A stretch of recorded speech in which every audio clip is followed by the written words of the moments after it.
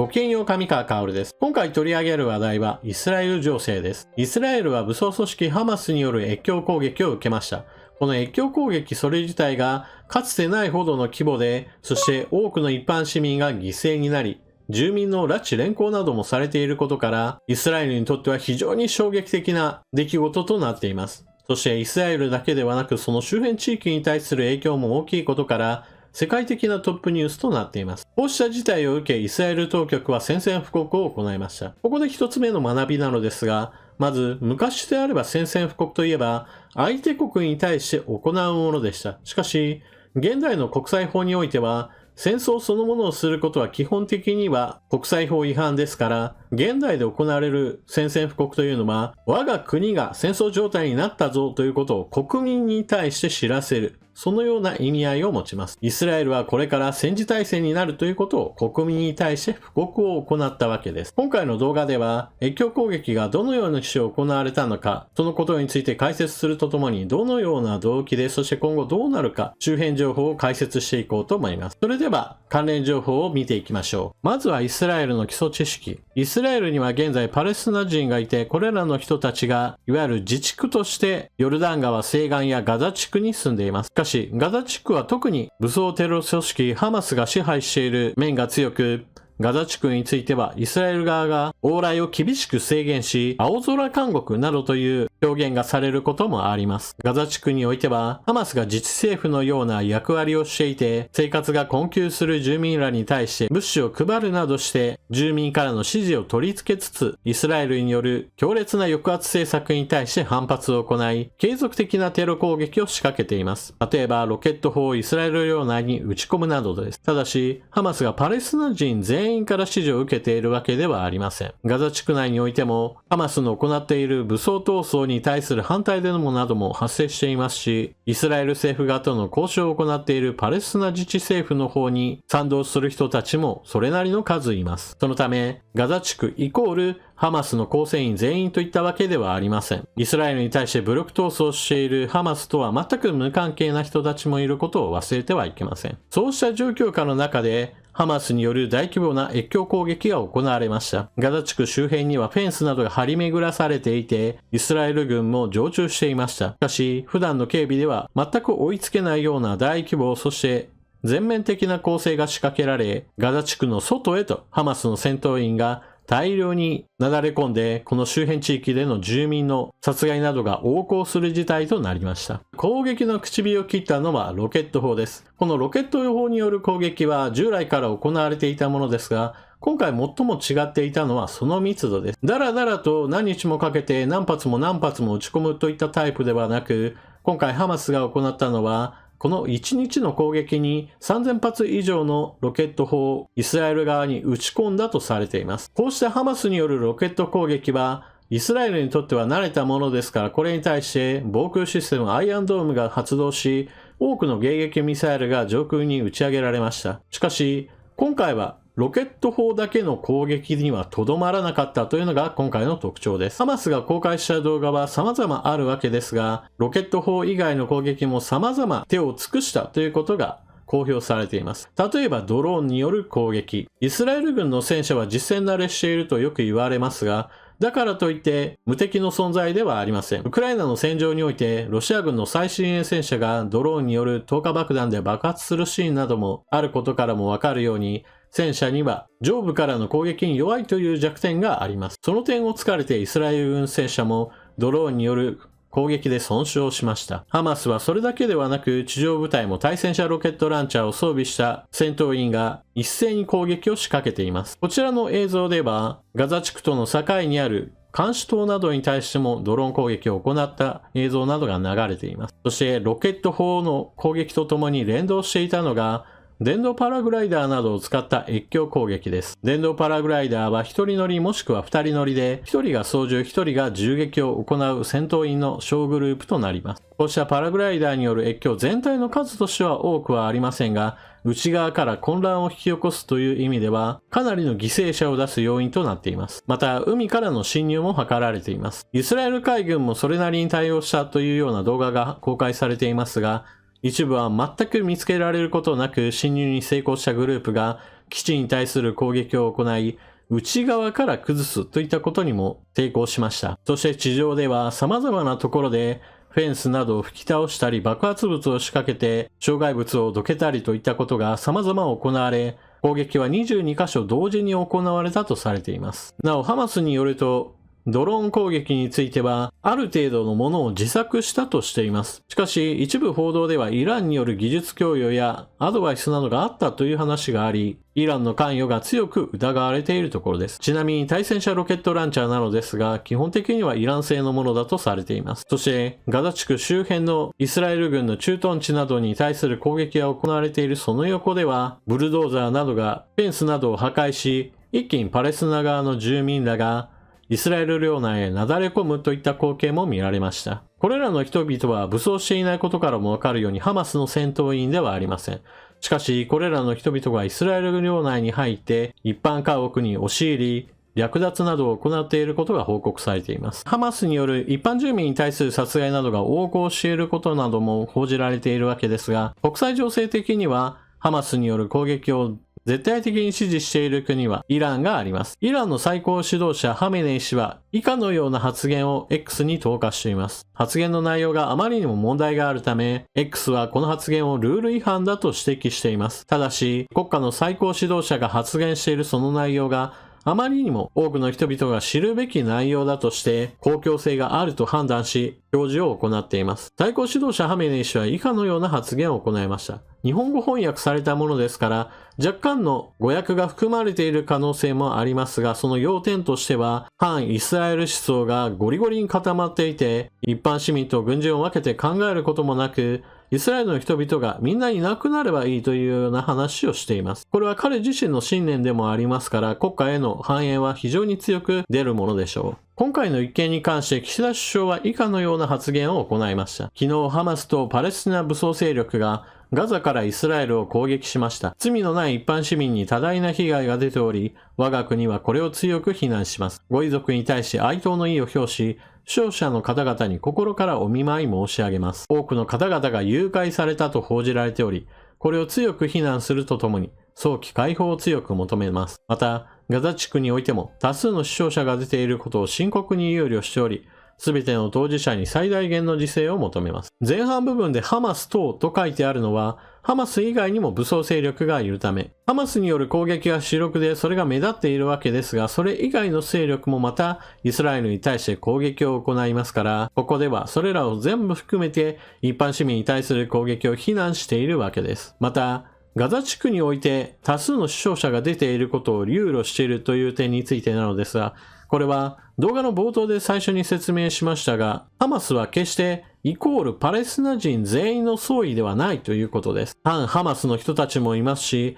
パレスチナ自治政府に対する支持者もいます。そうした中でガザ地区に対するハマス掃討作戦が実施されれば、ハマスと全く無関係の人々も犠牲になるわけです。ですから、イスラエルに対しても自制を求めるといったような発言をしているわけです。こうした発言を受けて、なぜハマスによる攻撃をテロ行為だと断じないのかといったような批判をする人たちがいるわけですが、表現の違いは確かにテロとは断じてはいませんが、批判するということは出てきています。また、イスラエルに対して自制を求めるという言葉に関しても、ハマスの味方をするのかといったような批判をする人たちがいるわけですが、何度も説明していますが、ガザ地区の人々は全員がテロリストなのではありません。そのため、イスラエルによる攻撃によって全く無関係の人々が亡くなるという現実から、イスラエルに対しても慎重な行動を求めているのです。ハマスによる大規模な越境攻撃によって多くの住民が殺害されたわけですが、軍隊の規模として考えた場合において、ハマスの規模はイスラエル軍の足元にも及びません。そのため、越境攻撃が成功した後、イスラエル軍が本格的な反攻作戦を行った後、多くのハマス戦闘員が戦い続ける力がなく、そのまま制圧されるかもしくはガザ地区へと逃げていきました。そのため多くの戦闘部隊がガザ地区周辺にどんどんと集結中です。そして反撃作戦として最初に始まるのが空爆です。ガザ地区内は全てイスラエル軍にとっては攻撃範囲内ですから、どこを攻撃するのも彼らにとっては容易なことです。ただ、こうした空爆によって無関係な人が亡くなるということ、それ自体もハマスにとっては組織を延命させるのを手段として用います。なぜならば、そのような被害が出れば出るほど、イスラエルの非道な行為として宣伝を行い、それに伴って反イスラエルの国や組織、個人などから多くの献金を集めて、彼ら自身の組織を運営するためのお金が潤うのです。そしてパレスチナ人全員がハマスの支持者ではないわけですから、イスラエル軍の攻撃が苛烈になればなるほど、支持者ではない人々を憎悪を理由として味方に引き込むこともまた可能になるわけです。またハマス自身の攻撃に伴う反撃が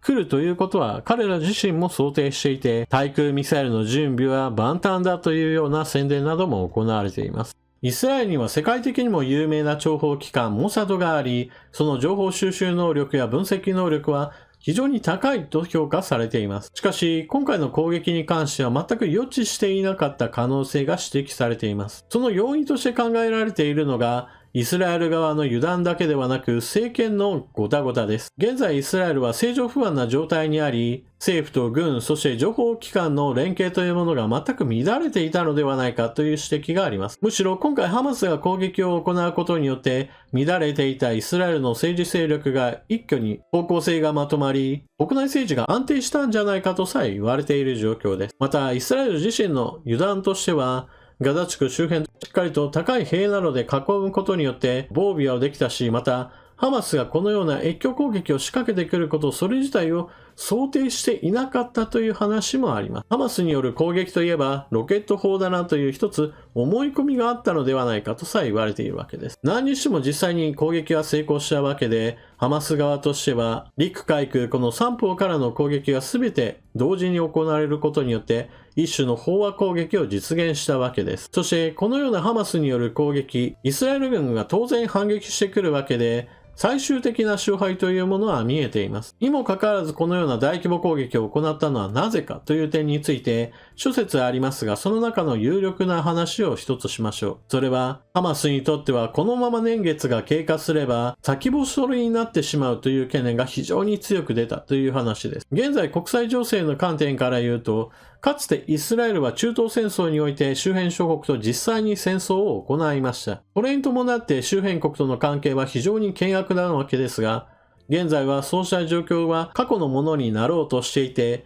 周辺諸国との友好関係改善、国交正常化といったものが進められています。特にサウジアラビアとの国交改善は急速に進んでいて、このままだとパレスチナ問題はあるんだけれども、国家同士ではもう正式に関係を正常化しましょうねということが見えてきたという状況なのです。そのようなことになれば、パレスチナ問題が全く見捨てられたような状態になってしまい、自分たちに対する支援などももう来なくなってしまうかもしれない。そのような危惧がハマス側にあった可能性が高いのです。そして、この説の非常に有力だと感じるのは、実際に現実、彼らの目的がすでに達成された可能性が高いのです。イスラエル軍が反撃を行うは、当然のように動画の中で何度も言いましたが、ハマスとは無関係の一般市民も大量に被害に巻き込まれます。そうなれば、周辺諸国は当然のように、そのような一般市民を巻き込んで攻撃するイスラエルを非難し、関係正常化の道は断たれてしまいます。イスラエルとサウジアラビアの国交正常化などは遥か遠くへと追いやられてしまうでしょう。そして実際そうなっている可能性が高いです。では、攻撃を行うにしても一般市民を巻き込むべきではないのになという考え方はあくまでも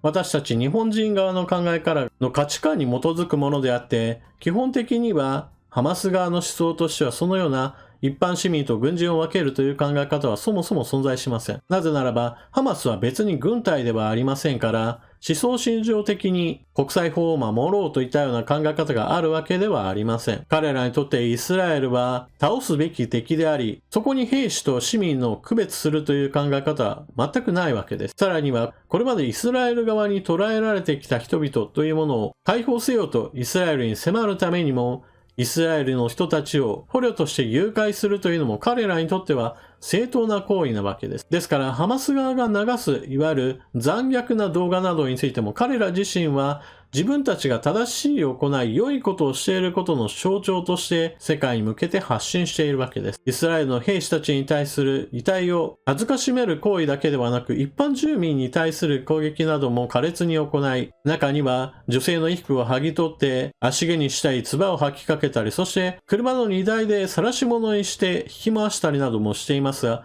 彼らにとってはそれが良いことだとして表現しているわけです。そしてこのような価値観に基づいて賛同を行っている国がイランです。イランの最高指導者ハメネイ師は反イスラエル思想が非常に強い人ですから、このようなハマスの行動を賛美し、彼らに対して惜しみなく援助などを行っているわけです。ちなみにイランの支援している武装組織は隣国にもヒズボラという組織があり、今回の一件と連動するかのようにイスラエルに対する攻撃を行っています。ただし規模が小さいものでイスラエル側は跳ねのけていますし、また反撃はかなり苛烈なものとなるでしょう。次に国際情勢の関係について。ハマスが攻撃を行ったその一つの要因として、イスラエルと関係国の国交正常化の動きなどが進んでいるという話をしました。今回のハマスの攻撃、そしてイスラエルの反撃に伴って、この流れは全くかき乱されることとなります。そしてこのような関係がかき乱されてこの地域全体が不安定化することを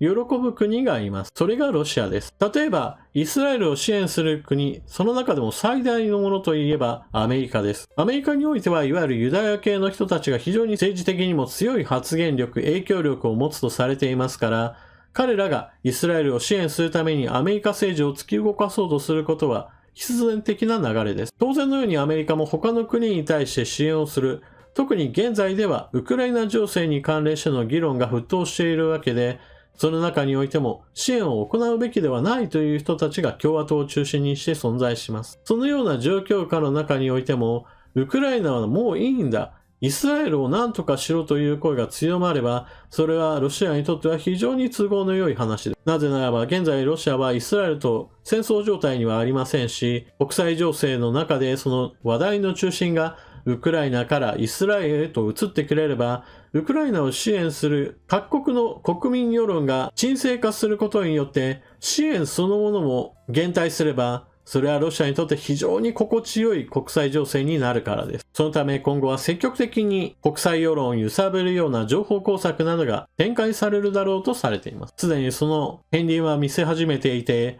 例えば、ハマスが持っていた兵器は欧米から供与されたものだといったような話です。欧米から供与された兵器が何かといえば、それは直接的にハマスに供与されたのではなく、欧米から支援されたウクライナから横流しされて、ハマスへと兵器が渡り、そのような兵器がイスラエル国民を傷つけたんだといったような話です。ロシアは露骨にウクライナのこうした話を作りたがるので、このような話を信じたがる人たちもいます。しかし、現実に使われている兵器は数々がイラン製のものであるということが分かっていますから、このようなロシアのプロパガンダは決して信じてはいけません。ロシアの目的は非常に明確で、ウクライナは支援するに値しない国だから、ウクライナに対する支援をやめろ。支援したとしても全てが無駄になって、むしろあだになるぞというストーリーを多くの人に信じさせたいわけです。そのような話の一環として出てきたのが、ウクライナに供与された兵器がイスラエルのハマスに渡っているというストーリーです。ただ、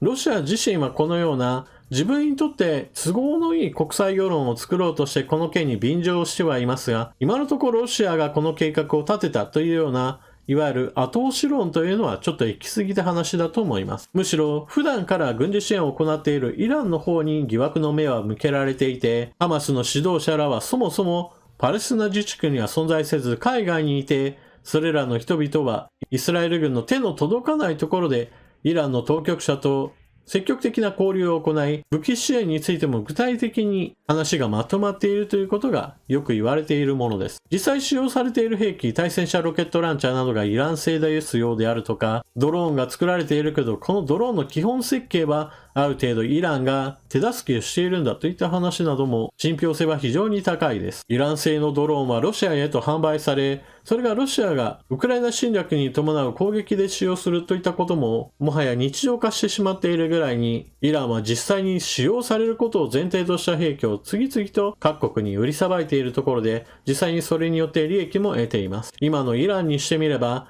ロシアは良い金づるでそこからお金を引き出した上で、自分たちにとって都合の良い手先となる組織に対して武器支援がよく行えるようになっているという事情もあるかもしれないのです。ただし、このような話一つの流れとして、ハマスによる一般市民攻撃などが横行し、イスラエル当局によると、軍人を含めた死者は700人以上に及び、さらにもっと増える可能性があることが指摘されています。国際社会はこのような一般市民に対する無差別な攻撃などを許さない、批判する行為があるわけですが、一方このような話を聞いて、いやいや、そもそも論としてイスラエルによる抑圧的な政策によってパレスチナの人々が実際に苦しんでいたじゃないかといった話をし始める人たちがいます。その件はまさにその通りで、パレスチナの人々はもともと住んでいた土地をユダヤ人によって追いやられたというのが歴史の事実としてあります。それは何も聖書の時代や十字軍による遠征の話などではなく、近代に入ってから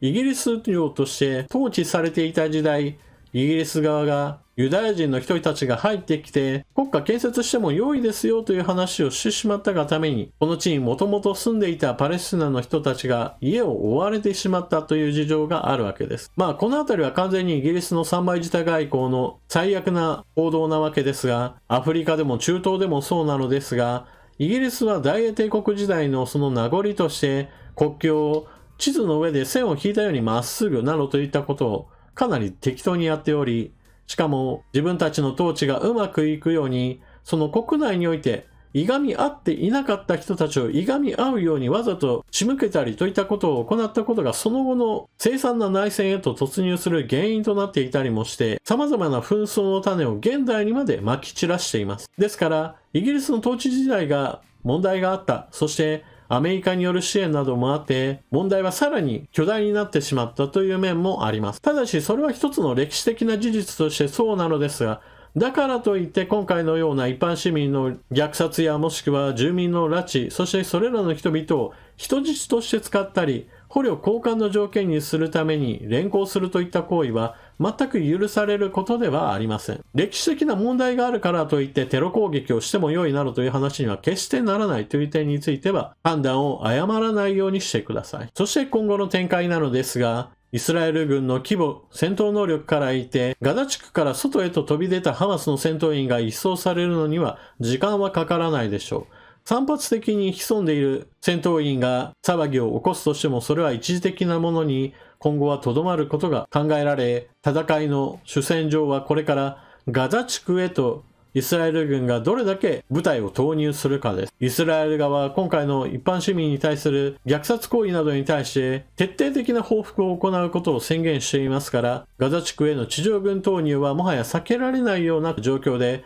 そうなればハマスの戦闘員だけではなく一般市民も数多く犠牲になることでしょう。しかしこのような状況になっても特に止められるような国はどこにもありません。イスラエルを普段から支持しているアメリカは、今回ハマスが行ったのがテロ行為であるということは明白であり、イスラエルを止めるような理由がそもそも存在しませんし、国際法の観点から言っても、ハマスはあくまでもイスラエル領内にいる武装組織にしか過ぎず、彼らがやった行いもテロ行為であり、一つも擁護できる点がないからです。ですからイスラエルによる反撃がテロ相当だけではなく、一般市民へと被害が及ぶ、その点について留意しながら行動してほしいと声掛けをするのがせいぜいだといったところです。しかしそうした一般市民の犠牲を考えてこわごわとした攻撃にとどまれば、それらの人々に紛れ込んだハマスの戦闘員らは悠々と逃げ切れるわけで、今回のような一大攻勢といったものを行う組織力は落ちたとしても、その火種といったものはこれからもくすぶり続けることでしょう。というわけで今回の動画はここまで。イスラエルに対して武装組織ハマスによる一大攻勢があり、多くの一般市民が犠牲となりました。そして現在でもこれらハマスの人々によって拉致誘拐された一般市民の数は150人以上いるとされており、これらの人々がイスラエル軍の反撃に対する肉の盾とされてしまったということにも留意しなければなりません。イスラエルの地のこうした問題については、歴史的、宗教的、文化的、様々な面において複雑な要因が絡み合っているため、分かりにくさは非常に高いわけですが、しかし、今行っているハマスによる非道な行為というものに焦点を当てて考えれば、少なくとも現在の情勢についての理解を深めることはできるでしょう。そうしてそのような現状から過去を振り返って、大英帝国が一体何をしたのか、そしてそれよりもさらに前に戻って歴史を紐解いていくことがさらなる理解度を深めることに役立っていくでしょう。それでは動画を最後までご視聴いただきありがとうございました。チャンネル登録していない方はぜひともチャンネル登録していってください。そして動画が役に立ったなといった方はぜひともこのチャンネルを人にも勧めるなどして拡散をお願いします。それでは次の動画でまたお目にかかりましょう。またね。